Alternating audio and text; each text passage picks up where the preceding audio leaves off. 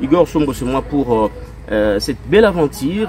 Toubakwaku. Toubakwaku, c'est une émission sociopolitique qui donne la parole aux Bomatraciens, aux Congolais, disons aux citoyens du monde, pour que ces derniers puissent s'exprimer. Mais aussi au niveau provincial, vous savez très bien, très bien, qui est un cadre de l'IDPS au niveau même de la capitale, a initié des consultations avec certains acteurs politiques du Congo central pour solliciter le départ du gouverneur Grace Bilolo, le gouverneur de province du Congo central. Pourquoi cette initiative? Pourquoi ces consultations qui se poursuivent d'ailleurs, nous allons en parler, mais aussi au niveau national. Les députés nationaux sont déjà en vacances parlementaires. Mais Kota déjà en congé à Bao depuis le 15 juin dernier. Parler, nous allons commenter tout bas sur les partitions et l'Assemblée nationale, mais aussi de nos élus, surtout ceux qui sont de la ville de Bon. Omega Mbadou, l'honorable Omega a tenté d'initier une question orale avec débat pour interpeller le ministre des ITPR par rapport à Nyon Sokena Rouloutana chantier abandonné, tout ça, mais mal compris, incompris, et baqué d'ailleurs pour demander sa démission parce qu'il veut déranger la cohésion provinciale. Est-ce que la cohésion provinciale devrait étouffer les élus du peuple, les députés provinciaux, de faire leur travail, c'est-à-dire le contrôle parlementaire? Nous avons parlé d'abord au niveau de la jeunesse. Nous n'avons pas de stades.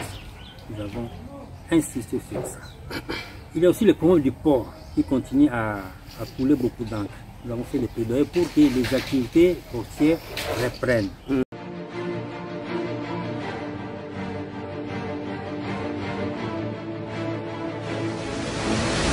Voilà, chers abonnés, vous qui aimez rester sur CN Télévision, Célestine Toula Télévision, votre chaîne YouTube, Igor Sombo se pointe pour un nouveau programme. Je sais bien que vous êtes un peu partout en train de nous regarder, mais qui Nandambu, il y a États-Unis d'Amérique, vous êtes depuis Europe, vous nous suivez dans quelques pays d'Afrique, pourquoi pas ici chez nous en RDC, précisément dans le Congo central, la ville de Boma.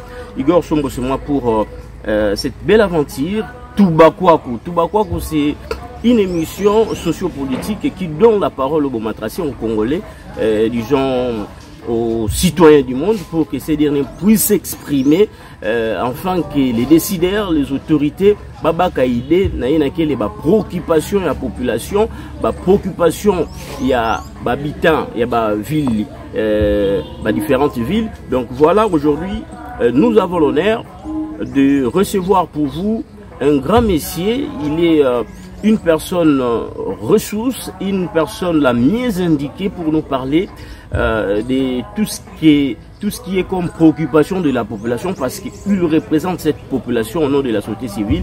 Il est donc Titi Pungu, président de la société civile Ville du Boma. Avec lui, nous allons pouvoir échanger sur certains sujets. D'abord, nous allons parler du projet, Boma Ville durable. Vous savez, il y a une grande délégation qui était à Boma pour les enjeux de ces projets, et d'ailleurs ça fait parler les Bomatraciens, tous ceux qui sont du Congo central en parlent. Nous allons aussi évoquer la réalité, soit l'intérim que le maire AI est en train de faire. Tout le monde parle de sa façon de faire les choses, mais aussi de certaines initiatives de la mairie. Alors pendant que certains Bomatraciens attendent le retour imminent du maire titulaire, vous voyez, nous allons peut-être être éclairés pour en savoir quels seront les enjeux futurs quant à la vie de la mairie de la ville de Boma, mais aussi au niveau provincial. Vous savez très bien, qui est un cadre de l'IDPS au niveau même de la capitale, a initié des consultations avec certains acteurs politiques du Congo central pour solliciter le départ du gouverneur Grace Bilolo, le gouverneur de province province du Congo central. Pourquoi cette initiative? Pourquoi ces consultations qui se poursuivent? D'ailleurs, nous allons en parler. Mais aussi au niveau national, les députés nationaux sont déjà en vacances parlementaires. Hein. Mais quand a déjà un congé à Bao depuis le 15 juin dernier, parler, nous allons commenter tout bas sur les partitions et Assemblée nationale, mais aussi de nos élus, surtout ceux qui sont de la ville de Boma. Voilà un peu, il y aura encore d'autres sujets à exploiter, mais ici, nous avons l'honneur de saluer les savoir-faire de nos ingénieurs, de l'autre côté technique, mais aussi avec leur concours, nous recevons pour vous président Titi Pungu, qui est le président de la société civile. Au nom de cette population, il va s'exprimer dans le cadre de notre émission Touba Kwaku. Voilà, monsieur Titi Pungu, c'est pour nous un honneur de vous recevoir, surtout pour ce premier numéro qui démarre, Touba Kwaku. Donc nous allons vous donner la parole. Mais ici, nous voulons d'abord savoir comment vous allez, comment va la santé. Et je dirais que je me porte en merveille, donc je suis en forme. La santé de la ville de Boma? Oui, la santé de la ville de Boma, présentement on peut dire que la ville de Boma est calme, et tout le monde va dans ses occupations, et il n'y a pas vraiment d'inquiétude, donc voilà. Voilà, la ville est calme, une confirmation de la société civile par son président Titi Pungu. Ici, monsieur le président, nous avons envie d'être un peu équilibré parce qu'on parle tous ces derniers temps du projet Boma Vie Durable, un projet de grands enjeux, des enjeux importants pour notre ville. Il y a les 3 jours passés, une délégation de l'Agence française de développement et l'ambassade de France en RDC était ici pour une visite. Nous étions tirés, mais nous ne maîtrisons pas les vrais enjeux de cette visite. Vous êtes la personne la mieux indiquée, Samna. Où en sommes-nous avec ces projets? Que devrons-nous retenir d'abord de cette récente visite, et puis de nous expliquer c'est qu'est exactement ce projet? En fait, le Boma Vie Durable, comme vous avez dit, c'est un grand projet pilote en RDC. Et nous avons eu la chance d'être comptés comme la première ville expérimentale de ce grand projet qui, au vu des résultats que ça va donner, ce projet sera implémenté dans d'autres provinces, dans d'autres villes. Boma Ville Durable, c'est un projet qui est à la hauteur de 50 millions d'euros, dont 40 millions à titre des prêts du gouvernement, et les 10 millions, ça sera donné, c'est une subvention de l'Agence française de développement. C'est un projet qui a été initié, ça fait 2 ans, depuis 2 ans passés, par le ministère de l'Aménagement du Territoire. Au niveau de Boma, les études ont commencé en février 2024, par des études de faisabilité. Et maintenant, présentement, nous sommes à l'étape où nous allons bientôt démarrer les activités de ce grand projet. C'est un projet qui met la ville de Boma dans une situation d'attractivité, comme on dit, parce que ce projet, si c'est bien réalisé, ça va attirer les investisseurs. Ce projet va améliorer les cadres de vie de notre population. Oui, ces projets vont améliorer les cadres de vie de la population bomatracienne, mais s'il faut mieux comprendre, nous devons se poser 1000 questions sur la mise en œuvre concrète de ces projets. Est-ce qu'il y a un calendrier bien établi pour que nous puissions voir l'idée, parce que nous attendons vivre cette mise en œuvre? Voilà, bon, je ne suis pas partie de l'équipe exécutive, mais comme nous sommes impliqués, comme nous avons dit que la société civile est impliquée depuis le démarrage de ce projet jusqu'à ce niveau. Donc, présentement, ce que je peux dire par rapport à la mise en œuvre, la première phase a pris fin. La première phase a constitué des études de faisabilité. Donc, nous avons reçu plusieurs délégations, plusieurs missions de l'affilée qui sont venues pour étudier par rapport aux besoins prioritaires de la population, pour étudier des voies et moyens, des études de suite. C'est l'étape à faire. Maintenant, le chargé de projet est maintenant dans nos mêlées sur place à Boma. Maintenant, je crois que s'il est là, c'est pour chercher des locaux parce que derrière lui, il y a une grande équipe qui doit venir pour commencer, pour démarrer les projets. Je crois qu'on avait même commencé, on avait déjà même procédé au recrutement de cette équipe. Donc, comme le chef de projet est là, on attendait aussi que le gouvernement puisse ratifier ces projets. Mais je crois que depuis hier, nous avons suivi qu'au niveau du Sénat, le projet est passé. Donc maintenant, on doit s'attendre aux réalisations de ce projet. Comme le chargé de projet est là, certainement, l'étape qui va suivre, ce sera l'étape du lancement des appels d'offres. Mais je n'ai pas les calendriers exacts, voilà. En ce qui concerne le début du projet. Voilà. Mais ici, il y a notre Bisabatou, il y a que tout bakwa pour donner un peu de la lumière à ceux qui nous suivent, tout bakwa pour que la communauté bomatracienne puisse noter l'essentiel et l'essentialité dans un métal projet. Dans les réseaux sociaux, on a autant de millions. Il y a que disponibiliser ça dans certains intel. Autant de millions. Est-ce que tous les secteurs sont pris en compte? Quels sont réellement les secteurs qui vont bénéficier de ces projets? Une curiosité de notre part et puis ça me dit tout président. Bon voilà, ce que la population doit comprendre, c'est un projet pour lequel il y a plusieurs secteurs qui vont intervenir. D'abord, les aspects socio-économiques, les aspects environnementaux, il y a aussi la gouvernance.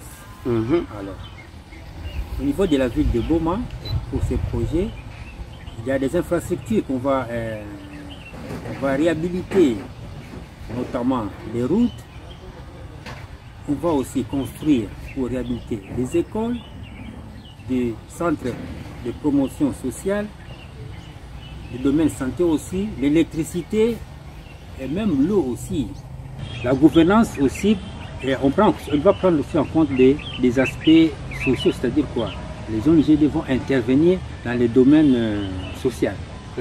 Donc, tous ces aspects-là sont pris en compte pour que, au vu des réalités, au vu des réalisations de ces activités, la Boma sera revêtue d'une nouvelle robe, comme on dit. La Boma sera une ville qui va attirer les investisseurs pour venir investir dans notre ville. Mais il n'y a pas, comme on dit, on n'a pas choisi des catégories parce que tout est parti de l'identification des besoins prioritaires où toutes les parties prenantes étaient associées pour identifier, retenir les besoins prioritaires pour la ville dans les différents secteurs que je viens de vous énumérer. Donc, la population qui s'est retrouvée parce qu'ils savent que Mounana et ainsi de suite. Donc, voilà. Voilà, ici, s'il faut être clair, la société civile, c'est la structure qui représente la population. Alors, quel est le rôle ou quelle est la contribution de la société civile? Quelle est la contribution à temps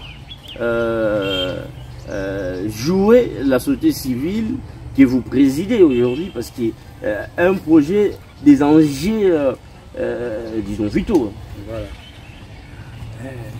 La société civile, comme je vous ai dit, donc nous avons joué et nous continuons à jouer un grand rôle dans la mesure où nous avons été associés pour identifier les besoins prioritaires de la ville. Là, c'était la première étape. Voilà, la première étape. Maintenant, lors de la mise en œuvre. Dans la mise en œuvre. Maintenant, nous allons aussi jouer un grand rôle nous devons faire les contrôles citoyens parce que nous devons veiller à ce que dans la réalisation de ces projets, qu'il n'y ait pas de dérapage, qu'il n'y ait pas de corruption, qu'il n'y ait pas de détournement. Vous voyez, donc, comme nous serons là, nous sommes associés, nous allons jouer le rôle de contrôle citoyen pour voir comment le projet sera exécuté. C'est ça, c'est le grand rôle que la société civile va devoir jouer. Le grand rôle, c'est le contrôle citoyen. Nous attendons de la société civile, ville de Boma, de jouer ces rôles-là pour qu'il y ait quand même les éclaircissements, donc il y a un suivi pour aider quand même la population, ça va maîtriser comment le projet a qui évolué. Mais ici, nous savons tous qu'il y a des projets qui ont un avantage mingi mais aussi la population bomatracienne. Nous attendons de vous ces contrôles-là. Mais ici,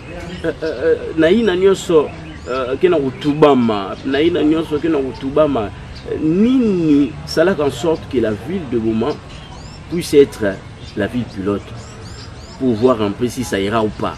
Est-ce que ça ira? Vous nous confirmez de votre efficacité, de votre contrôle pour que nous puissions féliciter la ville de Boma à la fin du projet. Voilà, donc comme j'ai dit, hein, donc je voulais compléter sur le rôle de la société civile. Je vous en prie. Ouais, ce que nous sommes en train de faire, c'est d'abord, nous sommes en train de sensibiliser la sensibilisation, c'est une population comprendre comment, parce que quand on a tout bavé, que c'est cuise à minimum, on va comprendre de quoi il s'agit.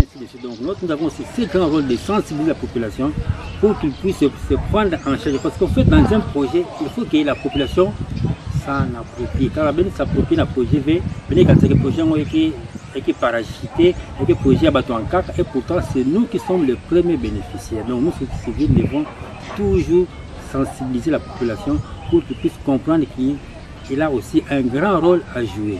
Nous avons aussi le rôle de redevabilité. Nous devons rendre compte pour expliquer à la population comment le projet est en train d'être réalisé. Maintenant, pour revenir à votre question, donc, je disais que la population, vu la Boma qui n'a pas avantage, nous sommes le projet. Pourquoi? Parce que quand nous allons réaliser ce projet, il y aura l'amélioration de l'aménagement urbain. C'est vrai que ça la bandit là, que on a la facilité à accéder à l'infrastructure de base. Il y a aussi le problème de gestion des déchets, parce que ce projet prend aussi en compte la gestion des déchets. Vous voyez? Et il y a aussi le problème de la planification urbaine durable. Parce que là, nous allons voir comment gérer les espaces. Il y a aussi un avantage pour la ville parce que il y aura moins de maladies. C'est-à-dire quoi? Comme vous savez que dans ce projet, au vu de l'aspect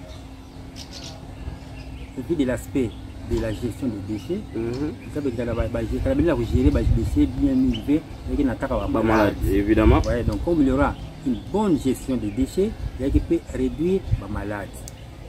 Il y a aussi le problème environnemental. Parce que quand nous allons tirer par exemple la rivière Kalamou, il y aura moins d'inondations, ça c'est sûr, il y aura moins d'inondations. Et puis, il y aura aussi la gestion de l'environnement. Voilà, autant l'avantage que la ville aura bénéficié. Mais pourquoi on a changé la ville de Boma comme ville pilote? Ça c'est la grande question. Comme je vous ai dit, Boma a une histoire, ça il faut le perdre. Bon, comme on dit Boma, tout a commencé à Boma. Peut-être ça joue aussi aux initiateurs, parce que comme je dis, c'est un projet qui était initié par le ministère de l'Environnement, par le ministère de l'Aménagement du territoire. Au vu des atouts que la ville de Boma regorge sur le plan historique, peut-être c'est ça qui a fait aussi que tout commence par la ville de Boma. Voilà, merci en tout cas, vous sensibilisez la population. Mais ici, je me pose la question de savoir si vous parlez quand même aux décideurs de tout ce qui est désidérata en tant que société civile de la population, désidérata de la population au niveau des autorités, pour que les autorités sachent et comprennent que la population a certaines difficultés ou préoccupations, M. Titipo. Pour répondre à cette question, parce qu'autrefois, Boma a attiré des investissements. Mais on parle de Boma ville comme Ukraine. Oui. Alors c'est là donne une très mauvaise image. Qui attend Boma aller de l'avant, mais c'est le président. Comme vous avez compris, je crois que ce n'est pas je ne sais pas quel terme que je vais utiliser. Vous sensibilisez, vous le faites. Voilà, nous le faisons. Vous avez dit que, comme vous avez compris que depuis que nous sommes à la tête de la société civile, nous avons adopté une certaine politique de gouvernance. Nous avons commencé à diriger la société civile autrement. C'est-à-dire quoi? Comme vous savez que la société civile est représentée au niveau des assemblées par nos élus, nous avons créé l'espace de dialogue, l'espace d'échange avec nos élus. Au cours de ces séances, c'est là où nous présentons les cahiers des charges de la population. Ces cahiers reprennent les desiderata de la population. Et donc, au cours de ces échanges, c'est là où les autorités, c'est là où nos élus comprennent les difficultés de la population et à leur tour, ils vont nous présenter, ils vont nous représenter au niveau des assemblées. Et nous avons aussi cette politique d'approcher l'autorité. C'est-à-dire, quand il y a un problème, nous avons cette facilité de les approcher, de leur parler du problème de la population et, dans la mesure du possible, proposer des solutions qui peuvent entraîner, qui peuvent apporter des solutions à la population. Donc, c'est notre façon de travailler. Donc, la société civile, Bétike Sololaka, la autorité. Quand un problème, quel est, je vais me poser un problème. Voilà, merci. La société civile ici, il faut s'y référer à ma propos Nangé.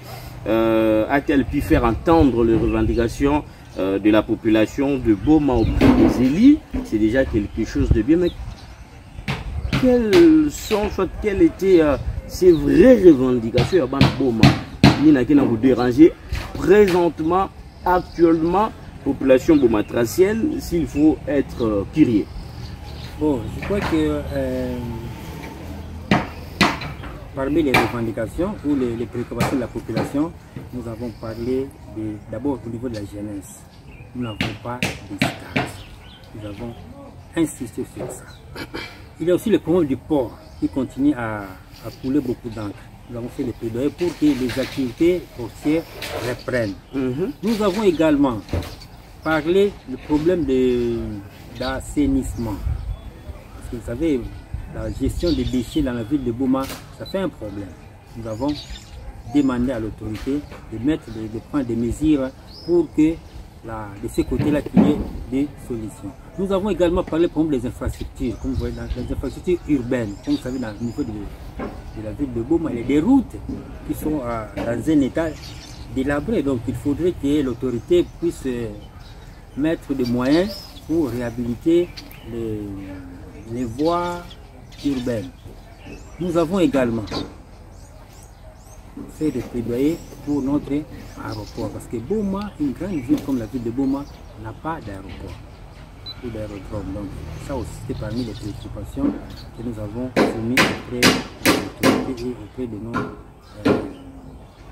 élus de la ville de Boma. Merci en tout cas, c'est vrai que Baïna Gituba, Bakouiza, Batuba, Baïna Kizonazaba, Bakouiza, Batuba, ça la population peut maîtriser quelque chose. Ici, vous allez comprendre que les autorités, soit les élus au niveau national, même au niveau provincial, sont déjà en vacances parlementaires.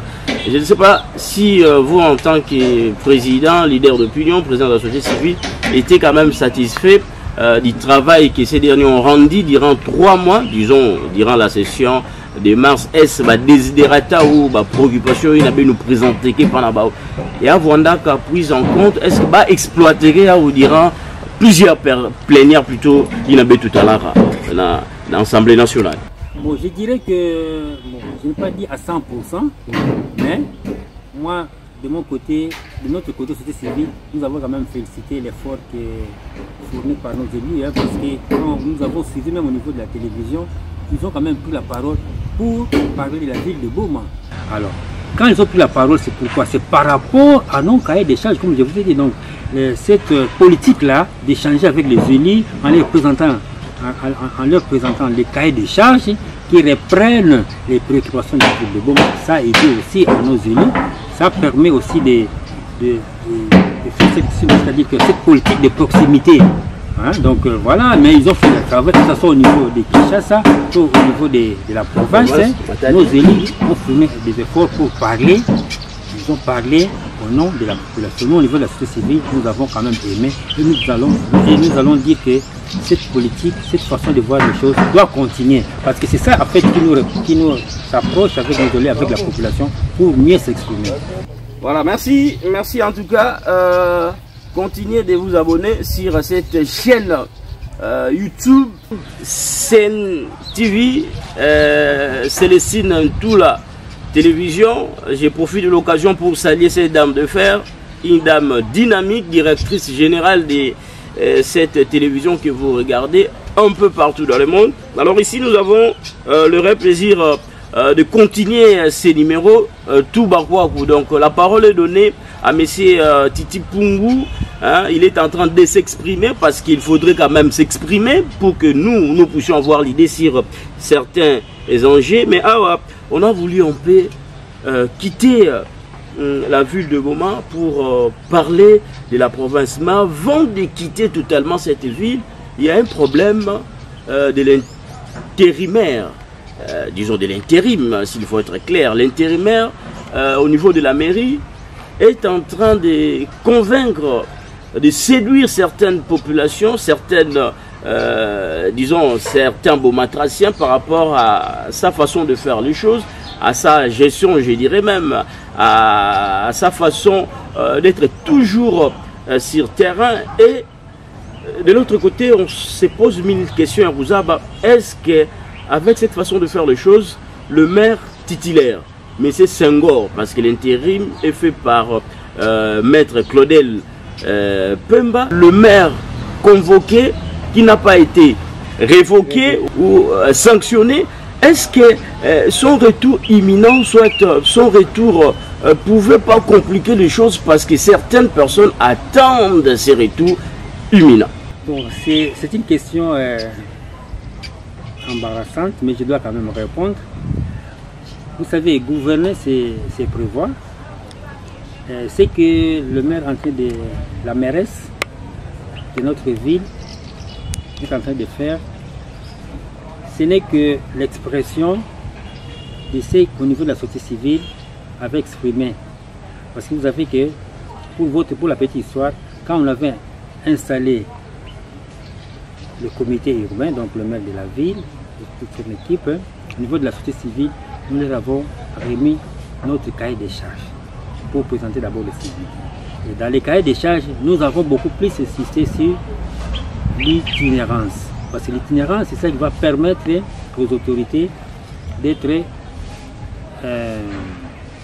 proches de la population. Alors maintenant, ce que madame la mairesse est en train de faire pour nous, nous avons dit que c'est très bien parce que ça lui permet de s'imprégner de la population, des problèmes de la population, d'échanger et puis comprendre ce que la population veut. Donc nous avons salué cette initiative, mais cela ne va pas.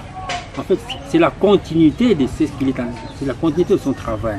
Et si le maire titulaire va revenir, il va juste continuer ce que l'autre est en train de faire. Avant, il ne faisait pas ça, mais c'est Senghor qui n'a pas été trop actif. Hein. Voilà. On déplorait l'inaction de la mairie. Il n'a pas voulu user de son pouvoir. Maintenant, quelqu'un d'autre fait l'intérim. Quand il y a Senghor qui n'a tout, il faudrait qu'à Senghor, vous tout cas, qu'est-ce que vous entrevoyez? Est-ce qu'il faut que cela puisse passer ainsi le retour du maire Senghor? Bon, moi, je ne suis pas politique. Je me réserve pour émettre un point de vue. Mais ce que je peux souhaiter est que dans la gouvernance au niveau urbain, il faut que l'équipe travaille dans la cohésion, n'est-ce pas? Et c'est ça qui prime.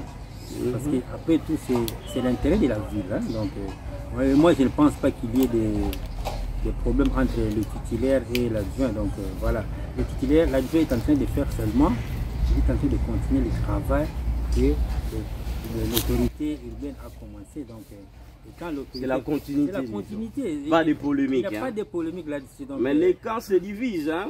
On parle des camps Senghor qui attend l'arrivée de leur mentor. D'autre côté, les camps Claudel qui ne veut pas que le maire il cède. Bon, en fait, c'est ça qui dérange dans notre pays. Vous voyez, c'est ça les politiques. Les politiques visent toujours les intérêts de l'autre côté. Nous, société civile, nous sommes là, nous sommes nets. Donc nous voyons, ce qui compte pour nous, c'est l'intérêt de la population. Voilà. Les deux doivent conjuguer les efforts pour travailler pour l'intérêt de la ville. C'est ça qui compte. Voilà, c'est ça qui compte.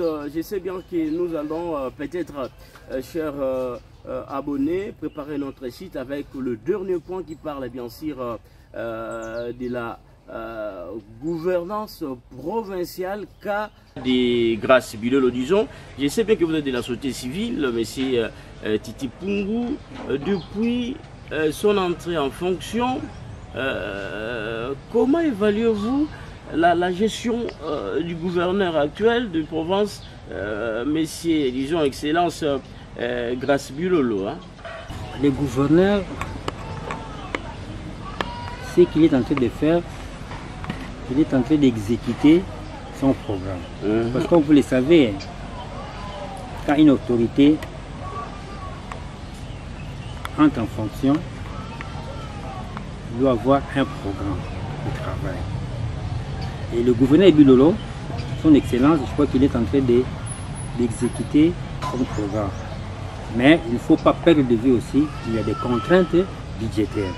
C'est ça qui fait que peut-être ce qu'il a prévu, ce qu'il a promis, sur terrain, la population n'est pas totalement satisfaite. Ça, il faut le dire. Mais aussi. oui, parce que même les travaux lancés ici à Saïko, la route Saïko fait parler les Bomatraciens, le gouverneur a lancé car bazo komituna quand est-ce qu'il a inauguré une délai zaki pendant 3 mois. Où en sommes-nous? Cela fait parler les gens. Je conseille à son excellence, monsieur le gouverneur, de procéder, de travailler sur base d'une planification et de tenir compte des priorités. Vous voyez, bon, ça ne sert à rien de lancer plusieurs projets ou plusieurs chantiers à la fois et puis pour la mise en œuvre de ce projet, ça pose problème. Il y a des couacs. Là, les gens vont commencer à dire n'importe quoi. Mais s'il avait planifié les activités, programmées, je crois que ça va nous faciliter ou bien ça va faire en sorte que les gens ne puissent pas beaucoup parler en mal de ce qui est en train d'être fait. Donc, gouverneur, on dit ça la planification, on dit quoi na malé, parce qu'on ne sait pas réaliser tout à la fois. Donc, il faut quoi na malé, mais banda awa, nous prise après la deuxième étape, c'est ça, et ainsi de suite. Parce que n'y a pas de malamosi, projet est difficile à réaliser. Est-ce que c'est un reflet de malaise profond ou intérêt politique? Parce que certains, disons, le Congo venait d'initier des consultations au niveau de la capitale congolaise pour solliciter le départ de ce gouverneur. Jeune gouverneur, autrefois appelé au Azora, l'homme qui devrait sortir la province du Congo central du gouffre. Aujourd'hui, je ne sais pas parler d'une chaise éjectable, mais sinon, on sollicite son départ. Qu'est-ce que vous en prévoyez? En fait, bon, la société civile n'entre pas dans ces jeux de politiciens. Nous savons que le gouverneur avait été élu, n'est-ce pas? Alors, nous devons plutôt l'aider ou l'accompagner pour répondre aux aspirations de la population. La province semble être calme, mais de telles agitations pouvaient nous pousser à penser autrement, soit cela puisse être interprété autrement, Monsieur le Président. Bon, ces agitations, pendant que les autres peuvent dire que la province est calme. Bon, vraiment, la province est calme, mais nous avons connu une fois montée de connaître, bien que ça a un peu atténué la recrudescence de l'insécurité. Ça, c'est un problème. Et nous avons vu comment est-ce que le gouvernement s'est déployé pour mettre en place certaines mesures pouvaient atténuer cette recrudescence. Et maintenant, je peux dire que les résultats, ça donne quand même des résultats positifs dans ce sens-là. Sécurité, mais pour ce qui est du travail, là je dirais, comme vous ne plus me répéter, le gouverneur doit tenir compte des priorités. Doit tenir compte des priorités, puis aller mollo en tenant compte des moyens dont il dispose. D'accord, merci. On comprend que la province semble calme en apparence, mais cette tension cacherait-elle des frustrations? Ce sont des questions que nous sommes en train de se poser, mais on veut un peu être curieux parce que notre assemblée provinciale a un grand rôle à jouer pour contrôler l'exécutif, on se pose la question de savoir est-ce que cet organe délibérant de la province était, disons, a joué sa partition. Je ne sais pas, nos élus ont été, disons, à l'auteur de leur mission, de leur rôle pour réellement mener ou passer un contrôle rigoureux. C'est les députés provinciaux, disons. C'est relatif. Parce que, comme vous savez, le rôle des députés, c'est de contrôler. C'est de contrôler et puis de demander à l'exécutif de rendre compte à la population. Et là où on trouve que des choses qui ne marchent pas, ils doivent être interpellés, n'est-ce pas? Ça c'est très important, ils doivent être interpellés. Mais nous n'avons pas semblé vivre ça au cours de cet exercice parlementaire. C'est là où nous disons que nos députés, quelque part, ils ont un peu failli. Mais je crois que prochainement, ils doivent beaucoup plus s'atteler à ça.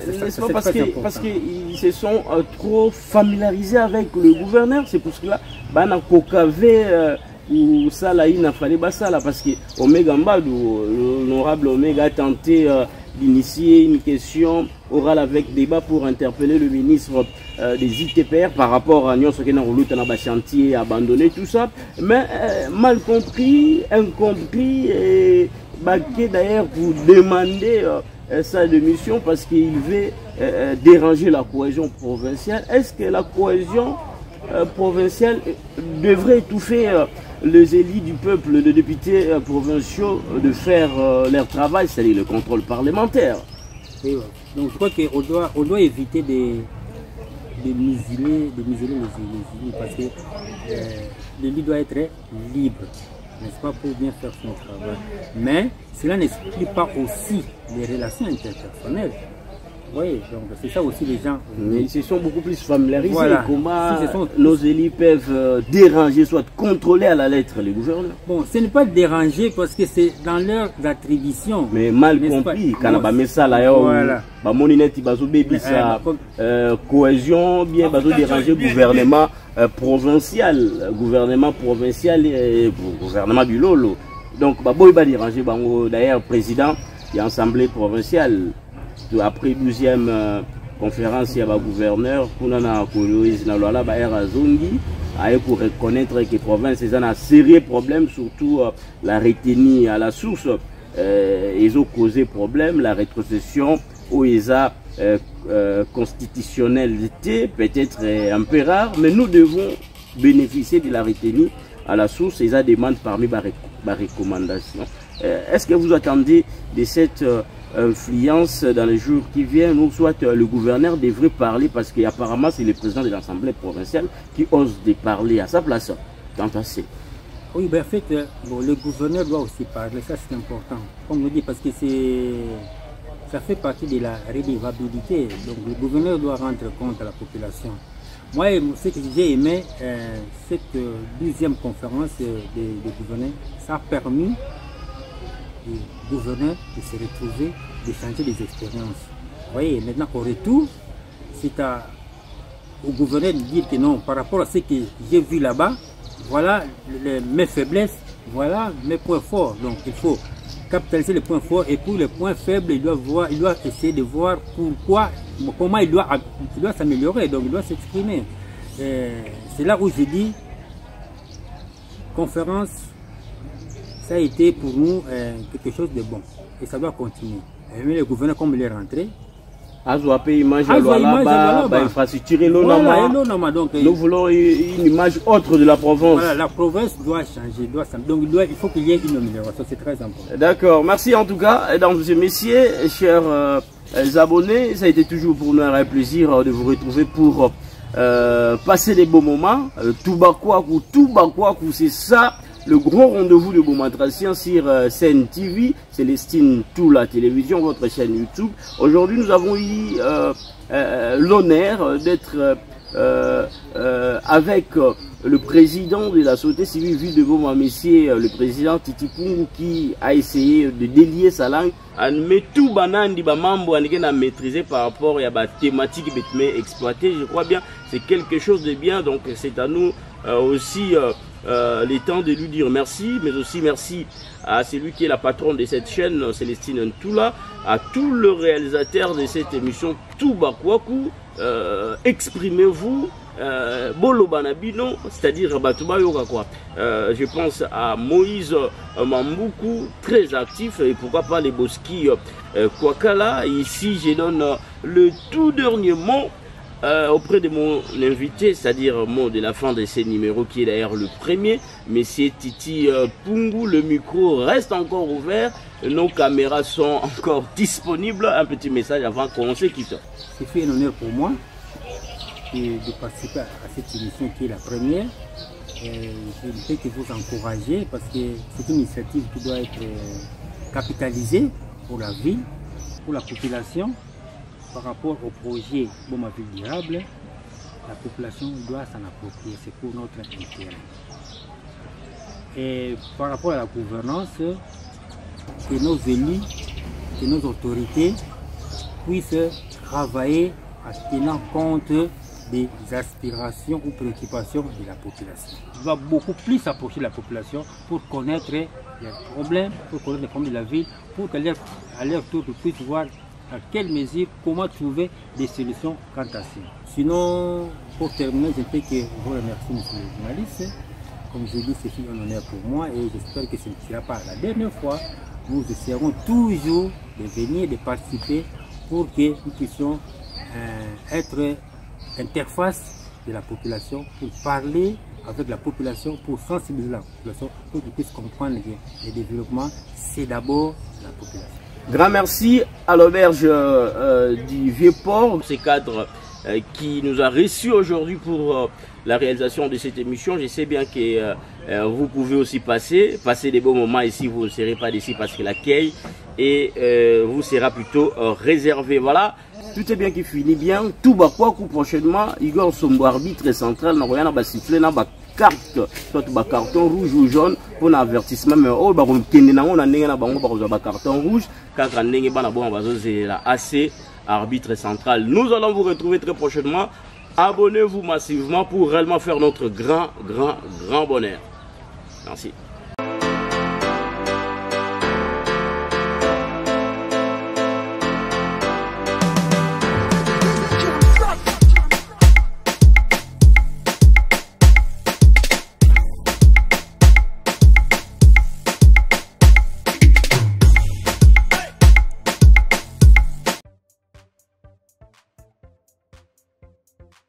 Sen TV Farafara est une chaîne YouTube œuvrant pour la promotion de médias de proximité.